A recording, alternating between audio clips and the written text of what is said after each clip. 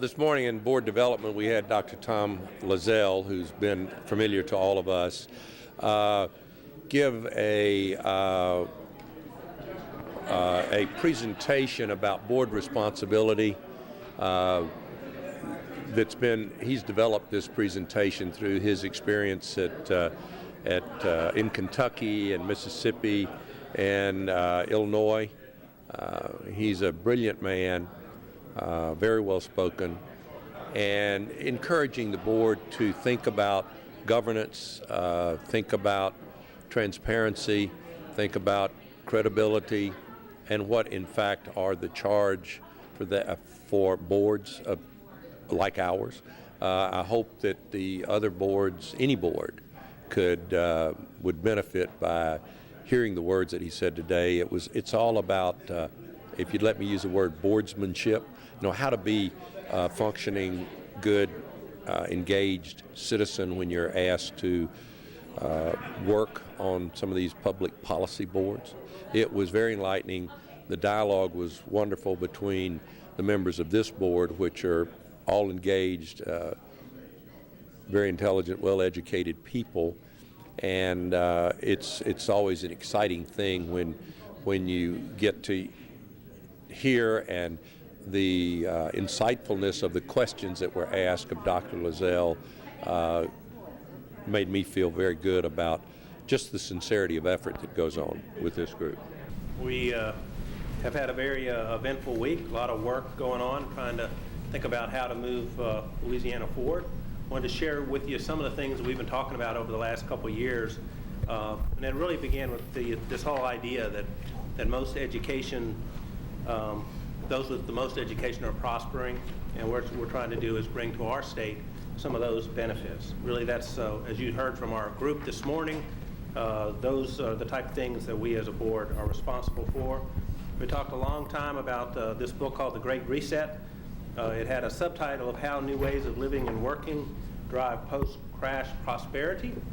Interestingly enough, when I tried to get a new cover of the book, I went out there and Kindle has a different subtitle, which is How the Post-Crash Economy Will Change the Way We Live and Work. I didn't know that they could change those kind of things, but evidently they can. But really the statements are the same. It says the places that thrive today are those with the highest velocity of ideas, the highest density of talented and creative people, and the highest rate of metabolism. Then we started talking about the coming jobs war and how important it was for us to have a density of educated, skilled workers. We went out to the regions, talked to the local businesses about their needs and interests. We talked about that you had to have access to good schools, colleges, universities, and hospitals. Local leadership was very important. Regional economic development strategies rather than statewide strategies. And in this state right now, we've got some great activity happening in Shreveport, Lake Charles, South and East Baton Rouge Parish, especially have some good business opportunities out there that we need to make sure that we can address those business needs. And really the book's theme was that no longer will you really have a massive growth for a whole state, but a lot of regional type things. And we talk about having work-ready communities. Of course, the data wasn't all positive. There was some information from different national entities that said that we really weren't going to be ready for some of these opportunities, and what can we do in higher education to make it happen.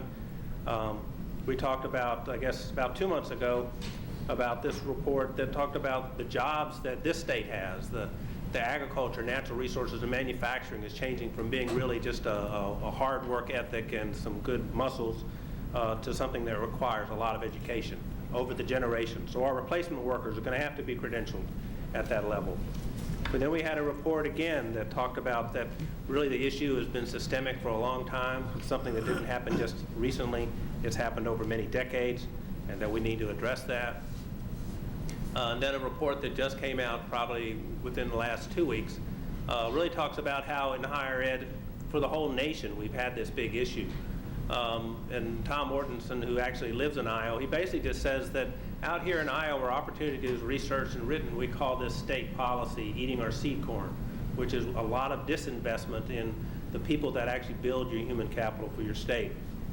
When you look at the data, which he actually breaks down over time, he said this is the lowest that the nation has been in their support for higher education in each of the states since 1965.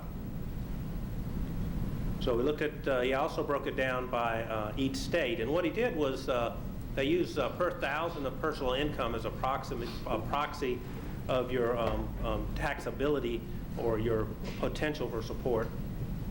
So you have a ratio of your tax base. And this is Louisiana compared to the others. The most difficult thing for us right now is that this is where we are at our peak, funded at 100% of cost. We were again funded 100% of cost back in 81, 82. And then if we follow the 50 years back, this is actually our lowest state investment in higher education per 1,000 of personal income since the 1950s. So we have to think about how can we build the future, how can we build our economy. And during that time, there's a lot of caveats you even have to add to that. And that is the community college system in the 90s has been added there, so there's greater dispersion of those state resources. We've got deferred facility maintenance of $1.7 billion. We also rank next to last in all means of financing for E&G operations at our community colleges and universities in SRAB. And we have the lowest university faculty salaries in the SRAB. We talk about most recent stuff. I think all of us want to be the states in the green that actually provided additional funding for higher education. And some of them you'll recognize. North Dakota is the one I know that has done the most. They had a great oil boom, shale, and they taxed that shale to a point because they knew they only had about one generation worth of oil, and they needed to build enough human capital so that people would come and do business with them for other reasons. And so they really leveraged that natural resource to build their human capital resource for the future generations. And you'll see their numbers have been up like this for the last several years. Let's sort of see where we are on the chart here. There we are with a 1 year change of 25%. And this is national data, not mine. You'll notice in New Hampshire, looks like they really got a big cut. But New Hampshire, as you know, has always been a no tax, no anything state. So their actual support for higher ed was around 5%, so it's down to about 2.5%. But for us, we were a very strong, highly supported, highly subsidized state for a long time. The other issue that came out in this Chev report is this idea of building our human capital. This is the number of people that have actually been enrolled, or the increase in enrollment during this time of economic retrenchment.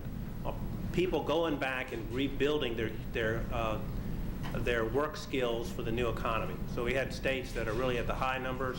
You sort of see the U.S. average number, and let's sort of see where we find Louisiana. And there we are at 9%.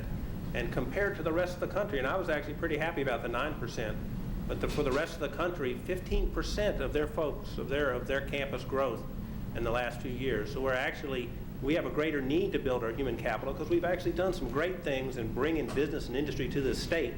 A lot of states would, love to have the situation that we currently have is a need to fill some positions that are out there, but we've got to make sure that we can address it.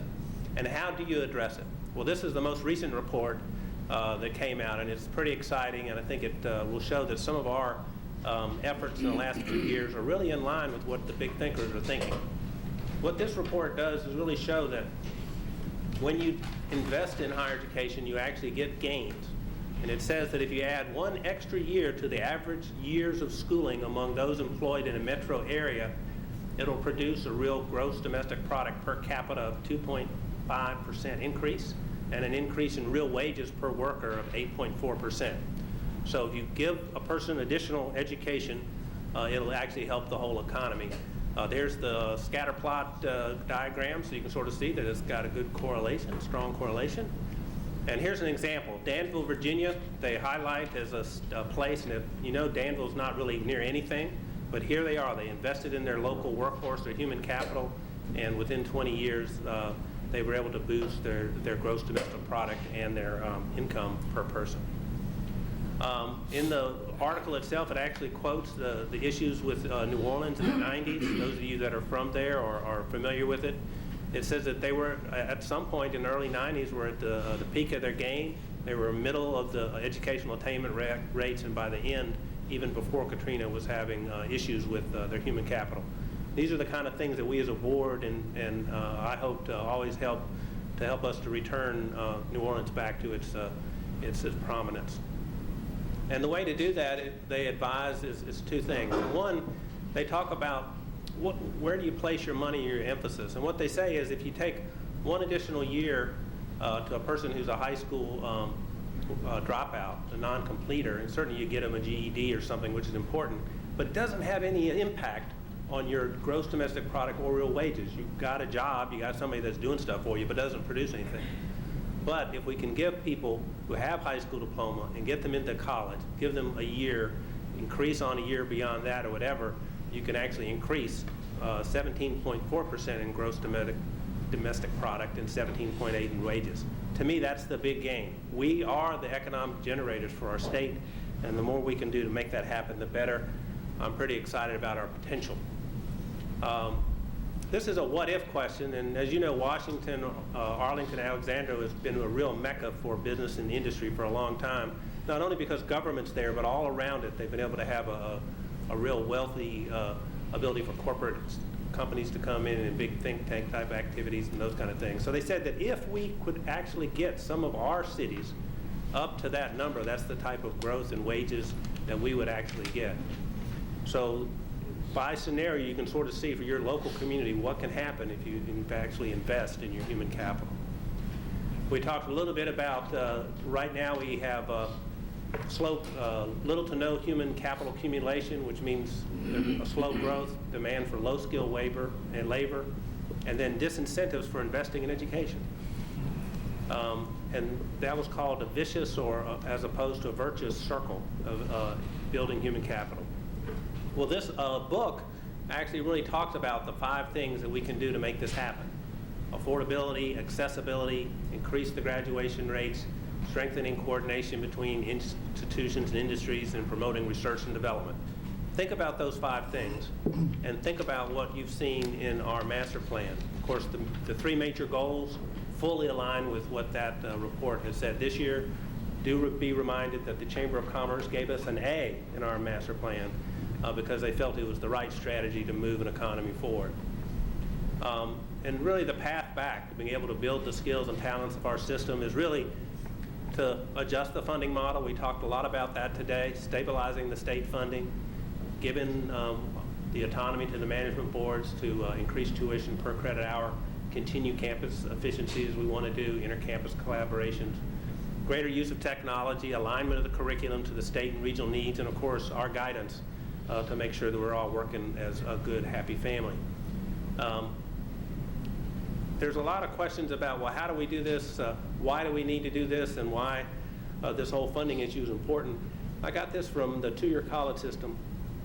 They did a nice analogy here, or actually an actual calculation. So if you have a nursing student, it costs $12,000 to educate a nursing student. Even with last year's funding, which is more than this year's, their funding in state funds and tuition produces about $7,000. And that produces you a shortfall of $5,500. And then they have liberal arts students on their campus, and they have a cost of about $4,300, especially if you use adjunct faculty or something. They get the same tuition, and then they get less in the state fund because the funding formula has higher weights for higher cost programs. And you make about $350 if you're a wise and frugal business manager. And then you redirect all those funds over to take care of the shortfall so you can actually educate those in high demand and high work fields. The issue there is it takes 16 liberal arts students to equal the shortage from 1 nursing student. And that takes a lot of effort to make that happen. So if we want to produce graduates in high demand programs, we must have a funding model that provides the necessary resources. Now I'll ask you this question. If I could provide you a way to do this and save families money, would you be interested? If we could do this in a time that's quicker and faster and better so that we can get people out in the workforce quicker, would you be interested? Well, here is how it can be done. If we think about savings for students and families, their time and their money, we can think about the normal student averaging 12 hours, which, you know, of course, back in our day, we all claim we took 18, 21 hours and walked 3 miles to school every day. But if we did the 12-hour thing, the minimum time to graduate is 5 years. And of course, if the courses aren't available because lack of staffing or whatever, it gets out to 6 years, and that's going to cost you $126,000 because tuition is such a small part of the cost. You got the living expenses, room, board, travel, all the expenses that go with that, books. So, but if we did 15 hours, and right now if we offered 15 hours, we'd be giving away 3 free hours because on the funding model, we're predominantly tuition driven. But let's say that we could do this. In fact, Complete College America, which has a great initiative to help speed up graduation rates, has a conference that I'm sending staff to that's how to convince kids to take 15 hours or more. But if I have all our institutions take 15 hours or more, I'm basically giving, they're doing it for free. And it's a difficult thing. But let's look at the model here. If we did this, let's say that we took the 5,000 divided by 12 hours, added a 10% increase for the Grad Act, and then multiplied it up to 15, you get 6,900. So the tuition would be more. This may not be the scenario that happens at every campus. It's just an example. But over 4 years, if you have the ability to have the courses in the right sequence at the right time with the right management on those campuses, you could reduce the cost to $91,600 because time to degree would be there. You could offer 18 hours in high-cost programs. You could do all these kind of things. And to me, this is the type of savings and solutions I think our community is looking for, our parents would certainly be looking for, and that would be a 27% savings in the cost of education for these families and students. In addition, they'll be out in the workforce, and they'll basically be earning, if this is $33,000 is about the starting middle-class wage for a single person, back in the workforce, and 2/3 of their education will be paid in their first 2 years. Well, let's look at the differential tuition. What could happen if we did that? We do our 12, we do the same scenario. If they take extra courses or whatever and they finally graduate, or we do differential with adding $1,500 extra when they get into that sequence of courses that are high cost, and we charge them extra. Notice it goes up to $94.60. It is more money, but it's still a 25% savings over our current approach because we have to stretch it out now because we can't afford to offer the courses in the right sequence. And then their opportunity cost, because it's a high demand, high revenue program, they're going to be making $45,000, which is a pretty good start job for anybody because that's upper middle class. So I'm really excited about the potential that we can do, whether we do it through the courts or whether they do it through the 2/3 vote, the legislation. This can actually be the change agent for making this economy respond to the needs that are out there. Keep in mind that our peers in the South, we're way below in our tuition to the others. You've seen these before, especially at the universities. They're way off their peers, so there's lots of room for tuition differential to occur. But let's think how it impacts people who graduate and move forward. So let's look at dental hygienists. Right now, there's a demand annually for 70 dental hygienists. In this state, we produce 69. Pretty good. And then if we look at distribution of where they are and where we produce them, you'll sort of see some interesting things. And one is, if you look at Region 8 at the very top, most often what happens is if there's a health program or something like that, there is no longer a need by region because they're hired local first, okay? So that's the best way to get your need met is to be local. But you'll also see some other areas, such as in the New Orleans area, where you've got 40% of the demand of the state is down there, and we're producing 58% of the degrees of the state down there. But that does mean that there's some opportunities for our institutions to expand. That program that's there can expand and can provide and address the worker shortages in that area. The other thing we could do with like Region 4 is scholarship somebody from Region 4 to come and take classes there. There are very quick ways for us to address worker shortages. The one thing I want to notice at the very top, you'll notice that we dropped, of those 69, about 17% will leave the state. So we can't just produce exactly what it is. We've got to think about what our out-migration levels are and work through that. And I'm going to show you a few more. This is at the associate degree level, and there's the programs that are being offered. There's a bachelor's program at ULM that does this. But the average salary for this thing is $61,000. And you know what that can do for a lifetime, for a person, for an individual, if we can expand those programs that really matter to our economy. Let's think about geological and petroleum technicians. It's a 2-year program. We have a demand annually of 80. Right now we produce 67. If you look at the shortages, 71% of the shortages are over in Lafayette or that neck of the woods. We produce 90% of them down here. So the question is, what can we do to have collaborations, or what we can do to offer additional programs or expand to make sure that we can meet those needs? The nice thing is we're starting to get enough robust information that we can have real conscious decisions with business and industry in the communities where the shortages are and with our campuses about what to do. And you can see at the top, 20% leave the state, so our production numbers still have to increase some. And that salary is around $61,000. Now, petroleum engineers, any petroleum engineers in the room? No petroleum engineers? Well, 110, we produce 101, which is pretty good. Of course, there's two places where we produce them, ULL and LSU. You can sort of see where the shortages are. But the scary part is 47% of them leave the state. Now, when I talk to the business guys, they say, well, really what they do is they move them to the corporate office in Houston. So they're moving for shopping.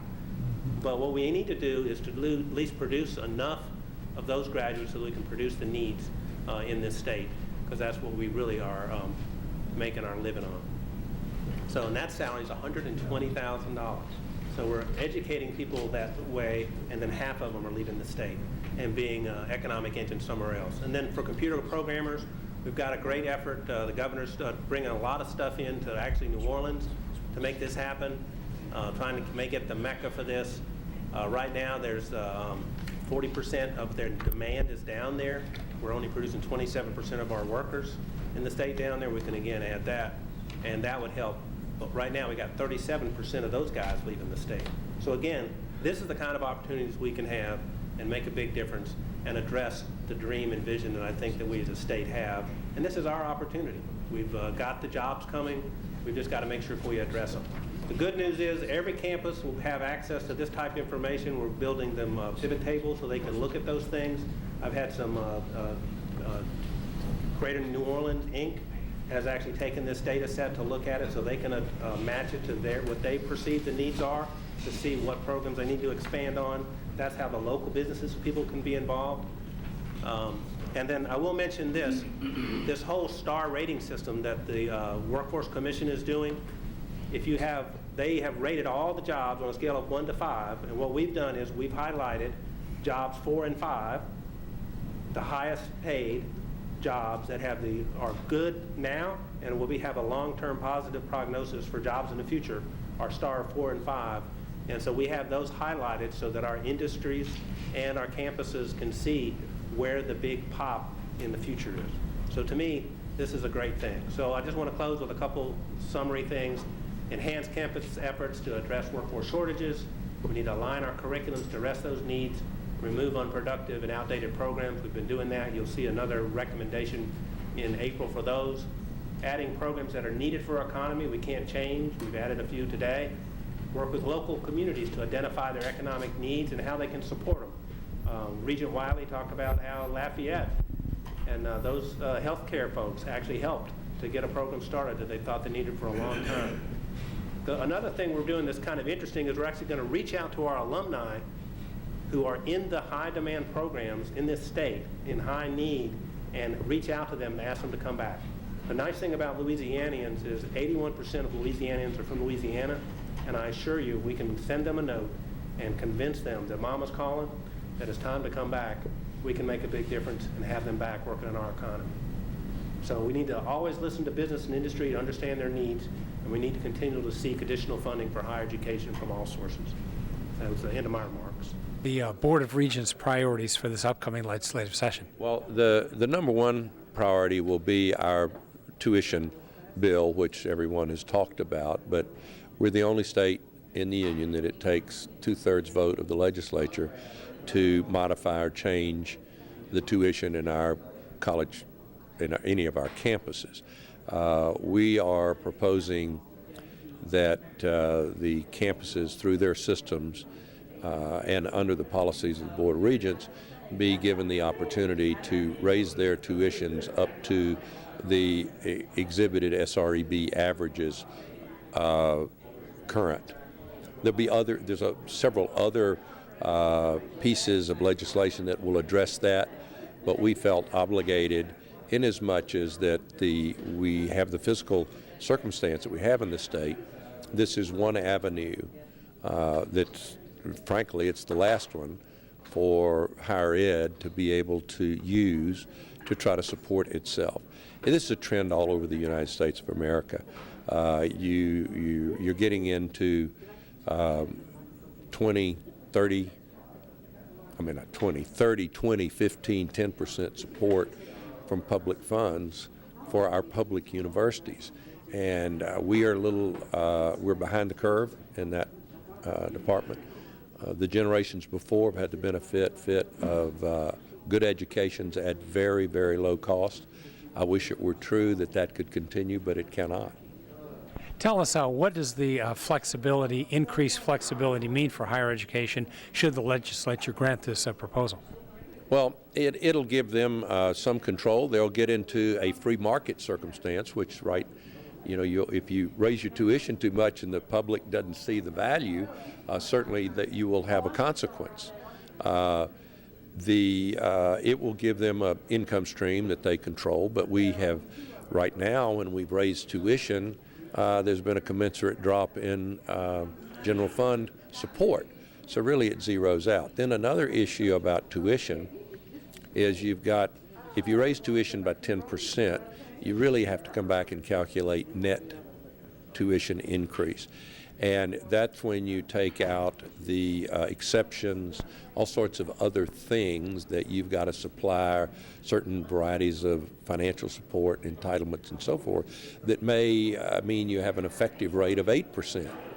Well, if you have a 10% increase, really the net is you only had an 8% increase. And if there was a commensurate drop in state funds, 10%, well, you came out, you raised your tuition, you had a net loss of 2%. And these are the magic that comes boiling out of this budgeting process. No one's trying, that's just what's happening, where it's unrealistic for us as the advocates for higher ed to not talk about those issues.